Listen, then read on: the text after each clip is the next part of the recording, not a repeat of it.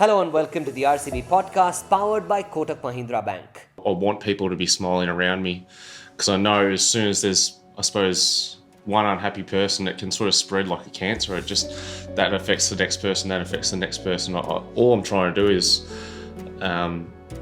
make people happy, and just, if it changes their day, hopefully it just turns it around and they can have maybe a positive outlook about it. And I suppose that's just been the way I've gone about things. I've always tried to have a laugh at my own expense, have a laugh at other people's, and yeah, just try and keep the emotions on a positive side.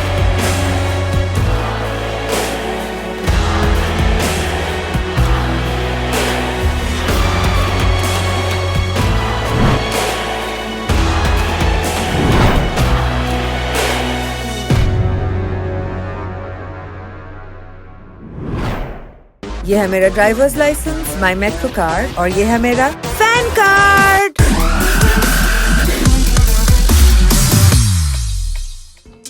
Hi and welcome to the RCB podcast. My name is Danish and with me Glenn Maxwell. Maxi, I'm going to begin by asking you the central question, the theme of this podcast, which is how has the IPL changed your life? Well, it's certainly made buying things easier. I think I look back probably to the second year when I got picked up by Mumbai for over $1 million, which was life-changing, and certainly not something you expect. I hadn't played that much for my country. I hadn't really played that much domestic stuff for my state. So to have that come up for you as a young player was pretty amazing, and then to share the change room with some of the greatest cricketers of all time. We had Sachin and Punter in the room.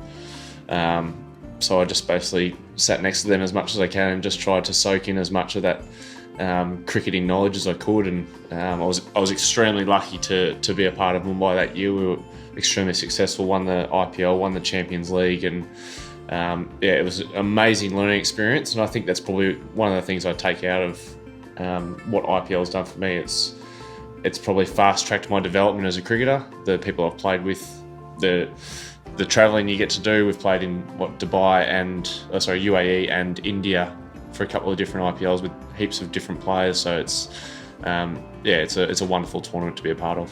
Let's go back in time, Maxi. What is your earliest cricket memory? Can you describe to us what it felt like when you were on the field as a kid? My earliest cricketing memories probably come from playing with my brother in the backyard. Actually playing a game. I still remember my first ever competitive game of cricket. I was 7 years old, playing in the under-12s because we didn't have any age groups younger. We won the game, and I remember we did a victory lap in front of no people.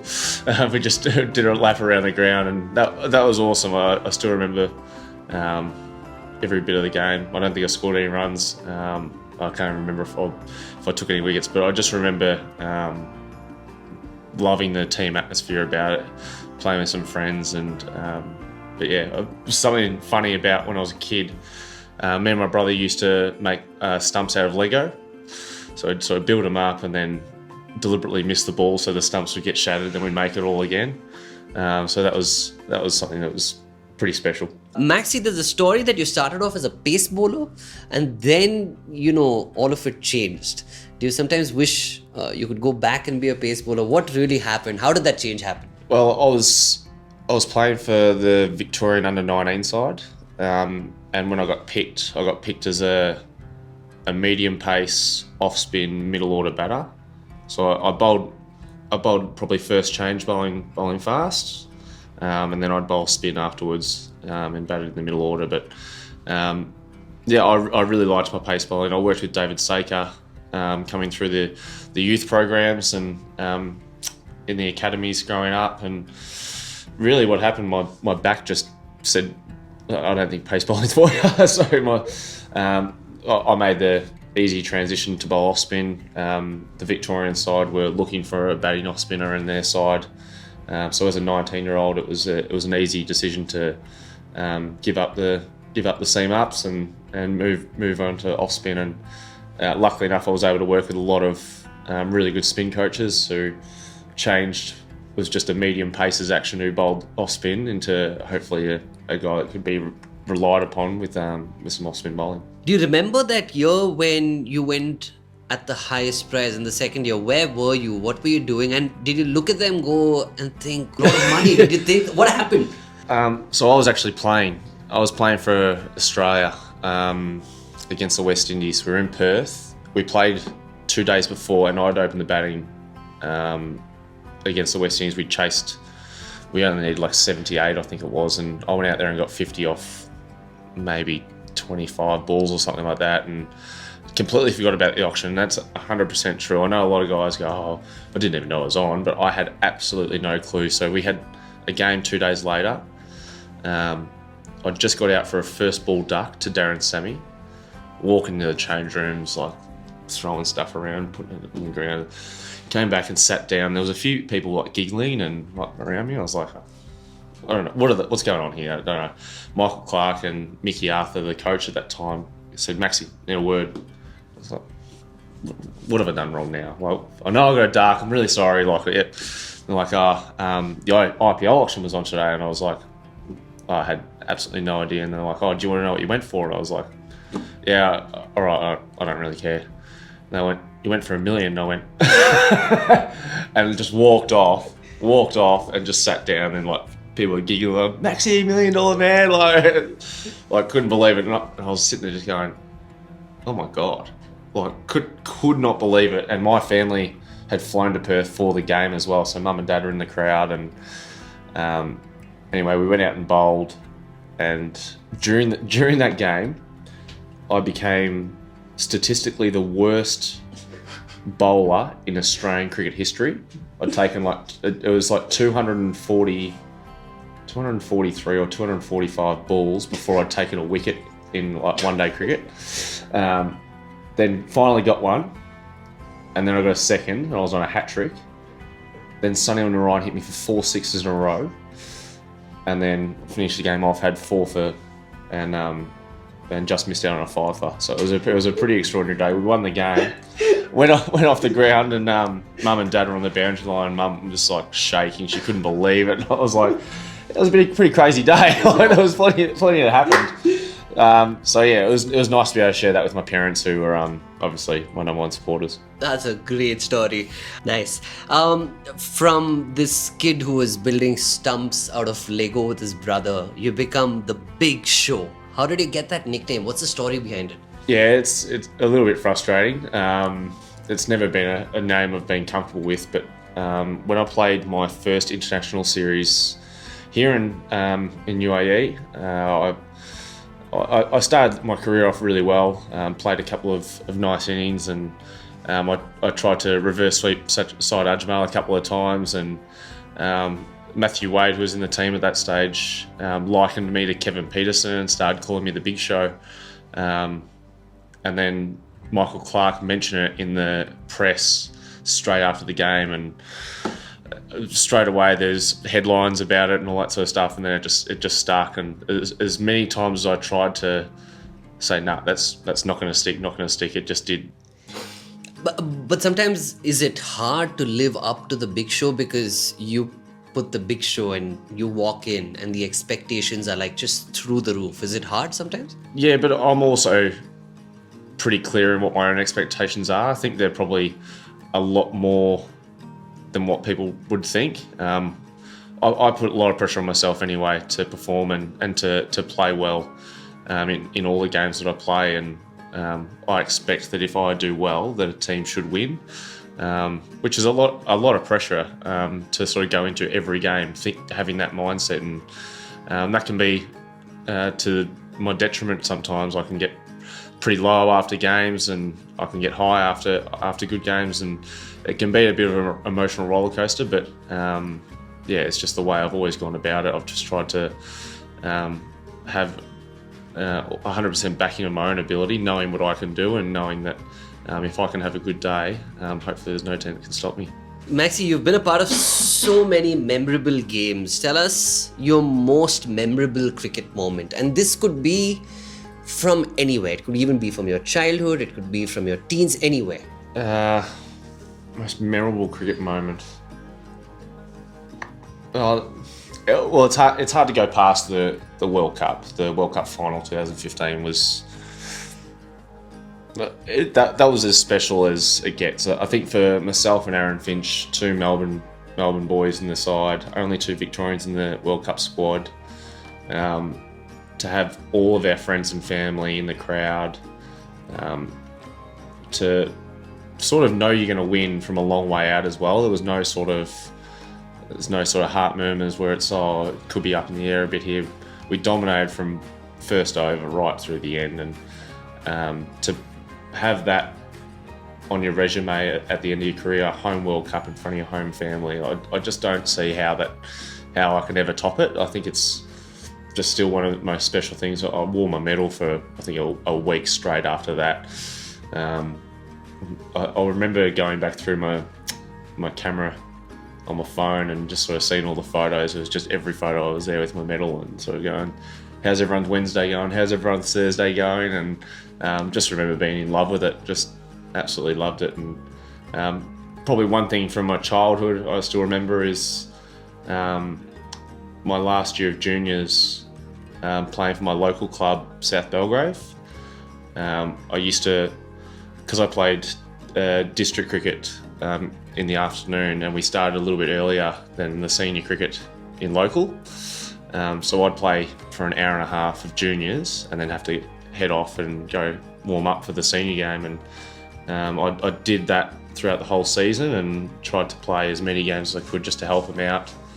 And then we got to the semi-final, and I was on 64. And this guy came on to bowl, and I hit him for 6 sixes and over to bring up 100, and then retired. And then, walked off. The whole senior club was there, so that was the only game I could actually stay the whole time. The whole senior club was there, sitting on the hill and clapping, and I just remember walking off. This has been the most fun I've ever had. It was just, guys were just happy. It was just they were none of them were going to play beyond junior cricket. They were just all having fun as mates, and didn't take it too seriously. It was just all a bit of fun, and we made the grand final and got absolutely belted the next week. And most of it was my fault. So October 12th, 2014, Abu Dhabi. Describe that last over against Pakistan. Do you know what I'm talking about? Yeah. You do? Do you want to describe it to us? So there's probably about 4 or 5 overs left, and I'm looking up at the scoreboard going, please get these last few wickets. I don't want to bowl again. And I was like working out. I was like, yep, Faulkner, Johnson, Stark. Oh no! And I knew that there was one over left for someone to bowl. And I was looking around. I was like, this is gonna be me. No one else can bowl. I'm the last one. So I think we got like the 7th wicket and then the 8th wicket, and then didn't take a wicket for a couple overs. And I was like, oh, this is it. I'm going to have to bowl the last over, and they just poked him around. And when they need two to get off 6 balls, you're looking around going, doesn't matter where you put 2 guys over there. Like, let's just keep the field up over here and just see what happens. And first ball, swing and miss, hit him on the pad. Second ball, slog sweep, miss, bowled. And at that stage, I thought, Mohamed Irfan's coming out here. There's a good chance he'll either hit one straight up or he'll hit me out of the stadium. Because the game before in Sharjah, he hit with 2 of the biggest sixes out of the ground. And I was like, there's a chance that he could hit this to one of the fielders on the fence. So he just left 2 fielders on the fence and I bowled the first ball and he blocked it. And I was like, that is the most bizarre thing in the world. So there were 3 balls left, they needed 2. Big swing and a miss, hit Hads's pads. Then big swing and a miss again. Then they need 2 off 1. And then like me and George Bailey was captain, had another discussion about, do we change the field? And he goes, nah, like what could we possibly change? And then I was going for the Yorker to finish off, and I missed the spot by miles. But because it was straight and he thought it was going to be wide, he just swung straight across it. Straight up in the air, win the game.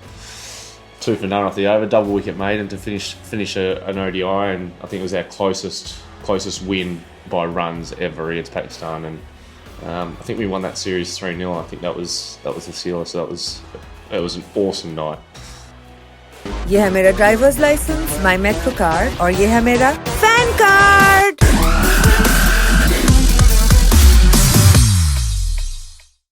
You mentioned you met Sachin Tendulkar and there was Ricky Ponting, and it was, I mean, it's quite a camp to be a part of.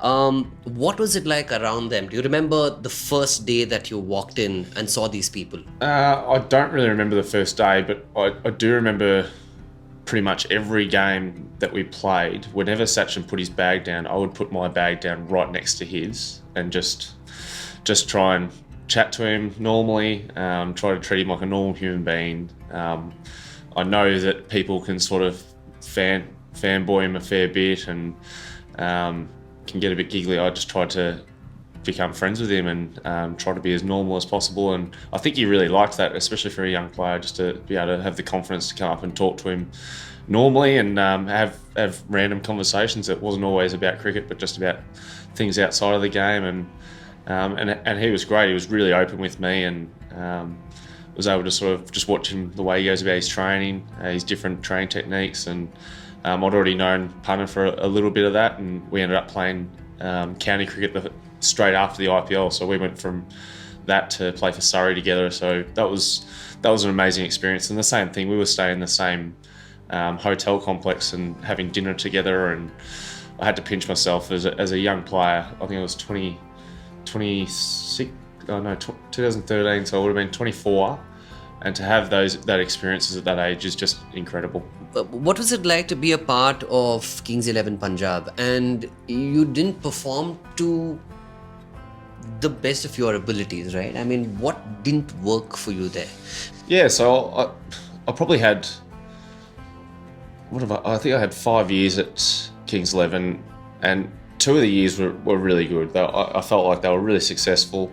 The first one, obviously, I was MVP of the league. The second one, I was captain, and I performed really solidly throughout the year. I think I scored over 300 runs, had about 10 wickets as well, and I felt like that was actually my better year, despite the fact I probably didn't get as many runs. But when I made those runs, we won the games. I think my highest score was 46 or 47, but I made it on about 4 or 5 occasions, not out, finishing the game, because that was my role as captain. And I was really proud of the way that I played that year, and ended up getting released by Kings 11 that year and going to Delhi the following year, and then having a year off. So that was obviously a hard time. I think the previous 2 years they weren't very good, and I probably struggled to get any rhythm or any momentum throughout the tournament. And last year was a bit of a nightmare. Nothing really went right, and it can be hard work, T20, when you're a middle order player.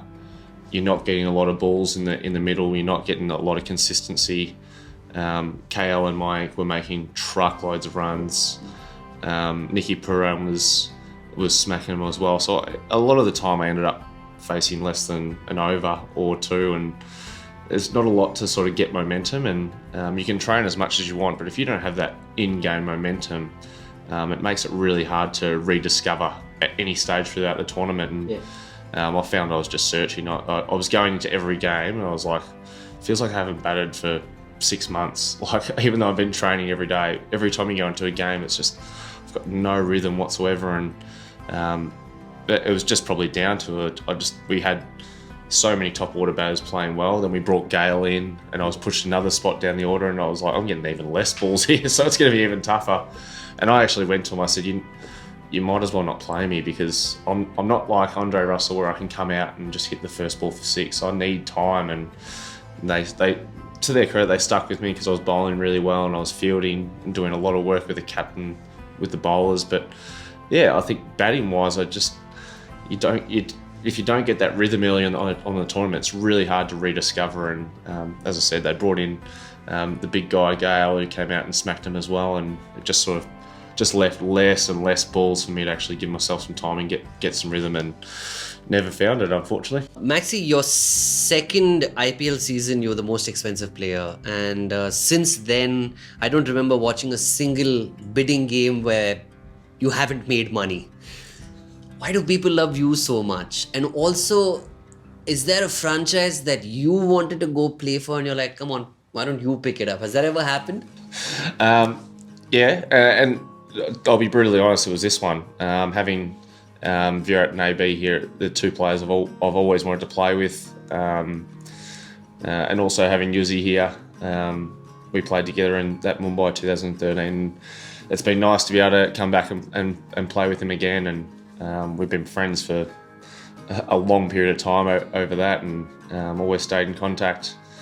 But yeah, I think the reason I probably attract such heavy bids, I think middle order batters that can offer a bit with the ball, offer a bit in the field, and have international experience and have played all over the world, and can hit both sides of the ground and play spin. I think the fact that I play spin really well, I've got a high strike rate against it, is appealing to a lot of teams. I generally come up in the middle overs where there's a heavy spin dependent time, I suppose, of the game, and I think that's appealing to a lot of teams. And I think myself and Mo and Ali were two guys that were on teams' radar this year, and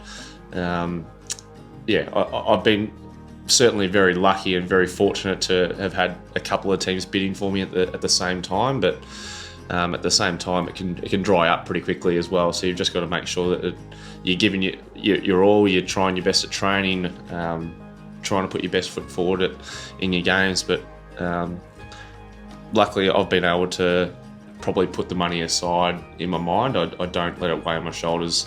It's not like I'm going out there batting going, oh, I've got to make sure I show people that I'm worth $1 million or whatever it is. You've just got to concentrate and block it all out. And probably wasn't easy to do the first few years when I was young and had no idea what I was doing, and couldn't understand why teams were bidding for me. And but as you get older and you understand, I suppose, the way auctions go and what the teams are looking for, it's not like they're just paying out of their back pocket. It's, I suppose, the reason for the franchise to actually try and get the right people in their lineup. All right. Maxi, describe the first time you walked into the RCB dressing room. You told us you're a fan of AB and Virat, and you wanted to play with them and Yuzi as well. Do you remember any conversation you had? It could be the dressing room or the hotel. Your first memory, basically. Well, the first time I turned up for training, so we had the quarantine in India for 7 days. And then once I got out of quarantine, I was straight to training. So it was like jump in a car. I think myself and Kyle Jamieson were the two coming out of quarantine that day. So we were in a car together on the way in. And I remember walking out and seeing a few of the guys. I saw Yuzi, gave him a big cuddle. And I saw AB and Virat, and they both said, "This is about time. They've got the three of us together," and that was pretty cool. And as I said, I've been looking forward to hopefully playing with those two one day, and it just felt like it was all coming together, and everyone was just so welcoming straight away. And to get stuck straight into training, I remember still sweating it out and being absolutely cooked after about 5 minutes, because you're stuck in a hotel room with air conditioning for 7 days, no escape, no windows. Have no idea how hot it is in Chennai, and then you get outside and you feel the full brunt of it.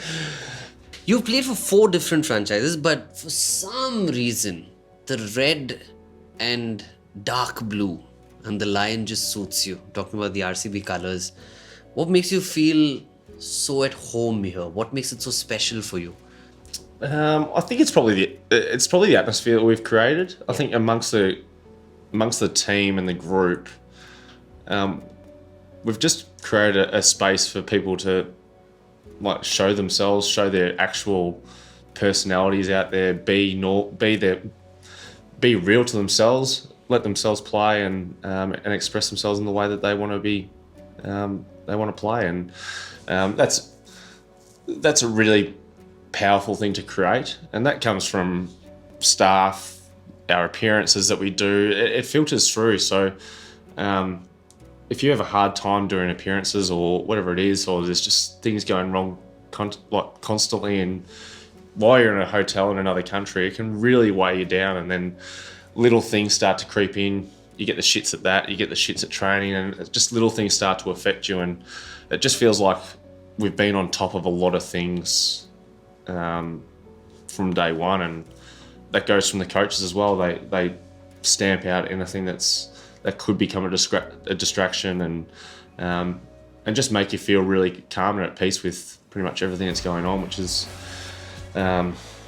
rare, believe me. And it's a couple of the franchises I've worked at, there can be so many external, unnecessary distractions and stresses that just they shouldn't make a difference, or they should be able to be taken care of, but they're just right there staring you in the face, and it's nice to have that taken away. Maxi, you've played against Virat before. Did you have a different perception of him versus now that you know him?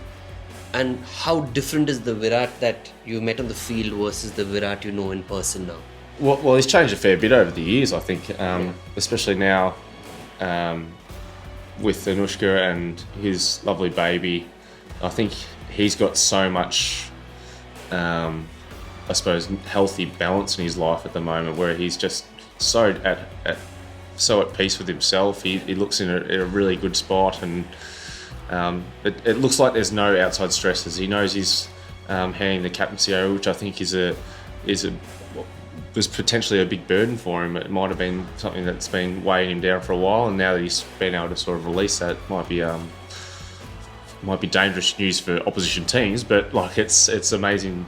It's amazing for him to be able to sort of almost relax a bit and actually enjoy the next few years of his career without any of that sort of external pressure. But I think playing against him early days, he was a fiery competitor, getting in your face. He's always trying to impose himself on the game, impose himself in the position, and something I've probably noticed more from him this year is he's been really measured with his emotions. He's actually been really measured with his decision making, and he's certainly really surprised me at probably how close we've both gotten to each other as well this year, and being able to talk about the game in a really calm manner, because you do see that overexcited, in your face style, I suppose, when you play against him, but to play with him and have really, really good conversations about the game, I've really enjoyed that. The thing about you is no mob of people asking for pictures can intimidate you. You mob the mob back. What is your connection with India? Do you like it here? What's your favorite thing about our country? Well, I answered this the other day, and my favourite thing about India is definitely the food. Their people's joy for cricket that is unrivaled anywhere in the world. I even coming here to the UAE and playing in front of smaller crowds, it reminded me of a couple of the IPLs that I've played in, where there's been big crowds. They're screaming and cheering the whole time. They're so excited to have some of the world's best players on the field in front of them, and it's an amazing experience. And my first ever IPL game for Delhi in 2012, it was in Kolkata. It rained torrential rain from halfway through the warm-up till like 11:30 at night. The whole crowd stayed. We got out there for a 12-over-a-side game and finished at like 1:30 in the morning. And there was 70,000 there for the first ball, and it was extraordinary. And that was my first experience. It was like Irfan Pathan bowling to Jarks Kallis, and I could feel the ground shaking underneath me. They were that loud. So I love coming back to India. The food is as good as anywhere in the world, and very fortunate to have an Indian fiance, so I get introduced. I was just about to ask you. I get introduced to a lot. Clearly, you love India a lot. I know that's probably my favourite thing out of your country. So she's been amazing, and but yeah, to have to be a part of her culture is extremely special to me as well.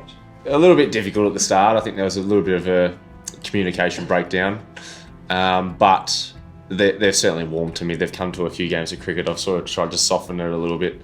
They had no idea who I was beforehand, and when Vinny told them who I was, they got on Google, and then when I first met them, they had all these questions written down from like articles they'd read online, and I was like, how do you know that?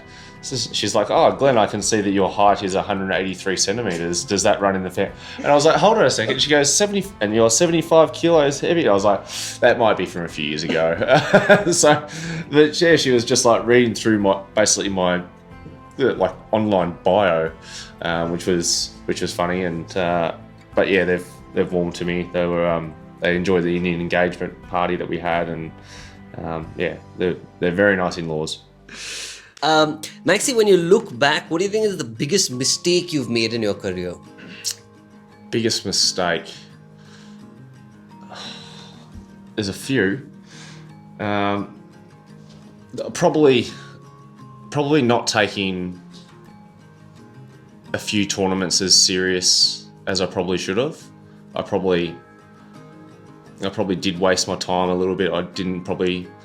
I wasn't as focused. I wasn't as sort of driven to be the best. I was sort of just there to make up the numbers. And then times when I was called upon afterwards, I probably just wasn't prepared. And as I said, like these are all the learning experiences that I've had, I suppose, over the years. But I definitely took the talent and skill that I had just for granted. I thought, oh yeah, I can just do that anyway without putting in the work, without being professional, without training hard or thinking about what I eat and drink, like day before, morning of. Yeah, I certainly made some mistakes in that space as a younger player, and thought I could continually get away with it, and at some stage it's going to catch up with you, and it probably did at the right times for me, where I was able to either be dropped or be punished by not going on a tour or whatever it was, and then luckily enough not to be too late in your career where you can't fight back. It was lucky enough to be early in my career where it was the wake-up call that you need. And I know we could probably say we're all young and we all make mistakes, but I had enough experienced players around me to know that that's not the way I go about things, and you're old enough to make your own judgments. You don't have to go along with what they're doing, because I suppose as a youngster, all you want to do is fit in as well. So you sort of get sucked into maybe what the senior players are doing. They know how to handle themselves in situations, and I was probably just trying to fit in. And I think that's probably what I regret, was probably just I tried to find ways of fitting in instead of just being, I'll just be myself, and if people accept me, that's fine. If they don't, that's fine. But yeah, probably just searching to fit in. And Maxi, that can get very tiring if you're constantly trying to do that. It can get really tiring and excruciating. You took a break from cricket 2 years ago. Tell us what happened. What sort of drove you to that point, and what did you do in that break? Yeah, so probably going on a little bit from that conversation, it's I remember vividly in 2019, I think it was October, I just felt like a cardboard cutout of myself. I had no personality.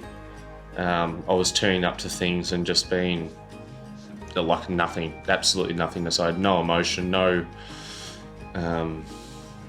reactions to things. Like if something should affect you and sort of make you upset, I had just numb feelings. There was just nothing. It felt like there was no one home. I felt like I was just I was Glenn Maxwell the cricketer. I wasn't Glenn Maxwell the person anymore, and it was draining. I felt like I was putting on a mask every day when I woke up, and I wasn't able to take it off. Like everywhere I walked, it was like, Glenn Maxwell, that's the cricketer. Glenn Maxwell, that's the cricketer. Glenn Maxwell, that's the cricketer. And I got so drained, and I didn't want anyone to see me outside of the ground training. So I just shut myself in my room and just didn't basically socialise with anyone. It was extremely hard, and my fiance knew something was up. So she flew to Adelaide, where I was. I still remember the team meeting that we had before the series. So we were about to play a series against Sri Lanka T20s, and I remember walking to that team meeting, and the amount of like words like, oh, we've got to be 100% committed, 100% focused, 100%, like really And I just felt myself like just shitting myself, just going, I'm not going to be able to give you 100% commitment. Like in my head, I'm thinking, I could maybe give you 50. And I felt bad for being there because I thought, I just don't have that in me right now. And I called the psych straight after. I said, we need to talk. I'm not right. I'm 100% not right. And called Vinny and got her to fly to Adelaide and sat him down. I said, I think I'm done. I just didn't want to play cricket ever again. Like I said, I don't think I can do it. And they offered to give me a break and sort of a bit of time away from the game, and tried to do it in the most not sneaky, but sort of let me sort of fade away into the background a little bit. So we had the third T20 was in Melbourne. So we went Adelaide, Brisbane, Melbourne. And they said, when we get to Melbourne, instead of playing that game, we can just let you just head home and then won't be spoken of.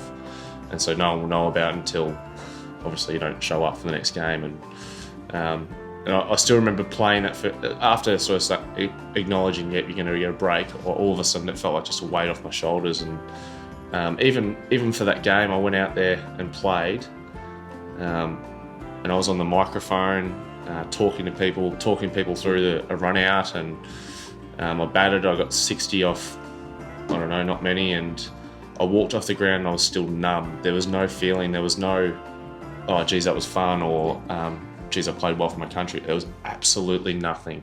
And it was that's when I knew I was making the right decision. I was like, I've had a really good day out in the field.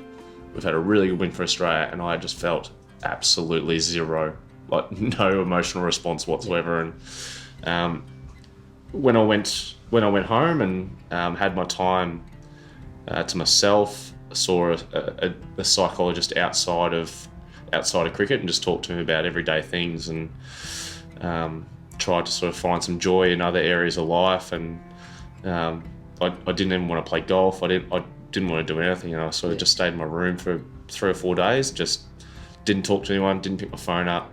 And then I finally got the confidence or the courage to call someone, and I called Moses Enriques, someone who's obviously suffered with mental health before, and just had a conversation with him. And the fact that he was able to, I suppose, explain a few of the feelings that I was feeling, or the lack of feelings that I was feeling, was amazing. And he was really good to talk to, even just a text message here and there. And I remember the hardest thing being, when it came out, was the amount of text messages and phone calls that I got from people wishing me well.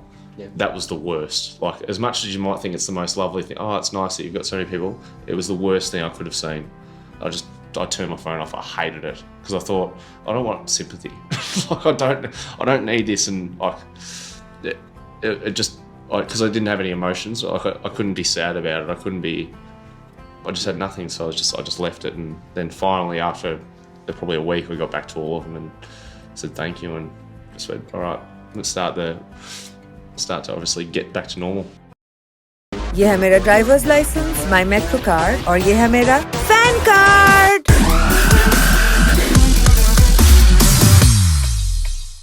Maxi, I've spent a fair amount of time in this league. I've met cricketers and never discussed cricket really, just had, fun conversations with them.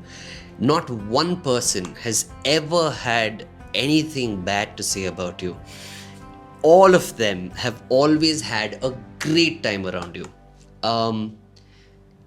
How do you just manage to move from one team to the other, move from one set to the other, and just keep people around you really happy? What does it do to you? Well, I reckon that can be to my detriment as well. I think I aim to please. I aim to sort of be good company. I want people to be smiling around me, because I know as soon as there's, I suppose, one unhappy person, it can sort of spread like a cancer. It just, that affects the next person, that affects the next person. All I'm trying to do is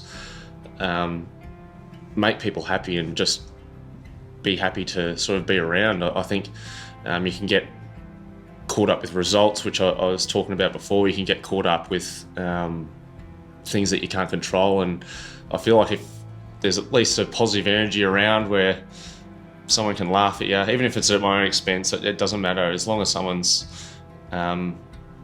if it changes their day, hopefully it just turns it around and they can have maybe a positive outlook about it. And I suppose that's just been the way I've gone about things. I've always tried to have a laugh at my own expense, have a laugh at other people's, and just try and keep the emotions on a positive side. Is it something that comes from your childhood, playing cricket in junior years, or like when did you figure that you were the guy who was just in the center of the center, making people laugh, laughing yourself? When did you realize that you had to be that team man? Well, I think it's just always been me. I'm always pretty energetic and upbeat, and I probably just started doing it when I was like, instead of trying to be someone else, I just tried to be myself. And I think that's probably been why in the last few years I think I've had a lot more fun at different teams. I've had a lot more positive relationships come out of it. I've had a lot better relationships with opposition teams as well. I feel like I'm able to enjoy the game, able to enjoy my company with my teammates, and embracing their success, not just be so worried about my own results, but watch a young guy go out there and play well and be so excited about them, get around them, show them some positive emotions. There's nothing more than I love to see a guy like Yuzi getting wickets and doing well and having success, because I know how hard he works and I know how much it means to him. So I think, removing your own results away from it for a little bit and actually, I suppose, getting stuck into almost being involved in that person. So if you throw a couple of balls to, let's say, KS Virat, and he goes out and makes runs, you actually feel like you're making runs. You feel like they're your runs as well.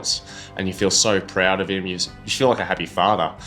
Not that I don't know what that means yet, but I'm sure I will at some stage. But it's just it's nice to be heavily involved in your teammates and ride the emotions with them, so they're never alone. Because as any cricketer knows, if you're alone and doing it by yourself, it's a pretty tough, lonely road. Okay, Maxi, you've played cricket for so many years. What do you think has changed over the last 10 years for you? Like, what is different now about the IPL itself and also your game? What has changed? Well, I think in the IPL especially, I think it's become a lot more serious. It's become a genuine competition where the focus is so heavily on cricket, so heavily on results, where I feel like it was probably a bit of a party back then. It had that party boy image, like the expensive after parties and the cheerleaders and all the flashy things, I suppose big flashy appearances that you do as well. It felt like there was a bit of a sideshow to it, rather than the cricket. There was a lot of, I suppose, glitz and glamour around the other side, where they're probably detracted away from the actual game itself. And I feel like these days you can see teams are making so many tactical changes, worried about their conditions all the time, and trainings are going for a lot longer. The professionalism has gone through the roof, and teams just seem a lot more focused, and the skills have gone through the roof as well. I think you'd be hard pressed to find a team that doesn't have a bowler that bowls knuckleballs, and hard pressed to find a team that doesn't have a guy that can switch hit or reverse sweep. Everyone seems to have different bases covered, and because they've evolved with the game. So and as far as my own game, I think over 10 years you just mature. You see enough game positions, you see enough scenarios where you learn from it. And I've made as many mistakes as any player in the world, and you just learn from those mistakes that you make. And hopefully at the end of the day, it makes you a better player. If you don't learn from it, you don't play probably. Yeah. So I've used that as just basically a growing experience. Like I've had what's it now? Almost. This will be my 10th year of international cricket, and I've had some amazing experiences all around the world where I've been able to play against some of the best players of all time, and I feel very fortunate to have played for that long. And hopefully I've got another 10 years left in me. Super. Maxi, you've gone through this entire journey. I have one last question, and after that we're going to be done. The question is, how has the IPL changed your life? The IPL has changed my life in an amazing way, that I've been able to meet some of my heroes, some of the people that I've admired playing for, against, playing under. I've been able to... It's changed me as a cricketer, and it's changed me as a person. I probably wasn't as culturally aware as a young player coming to India. This is when I went to India this year. It was the 24th time I think I'd visited the country, which is quite a few times in a 11-year career. And might as well buy a house there. Yeah, well, my family has a few, so they've got a nice farm outside of Chennai, which is nice. I need to go see it at some stage, but I think the people that I've met and the things that I've learnt from the IPL that have helped me as a cricketer, and more importantly as a person, it's helped me grow into the person I am today. And I owe the IPL a hell of a lot, because not only has it helped me I suppose be a better person, but it's helped me as an international cricketer. I've been able to adapt to situations I never thought I'd ever see, and the IPL exposes international players to those situations, and like with 10,000 net bowlers and helpers around that can help you out every training session and help you get better as a player. Thank you, Maxi. No worries.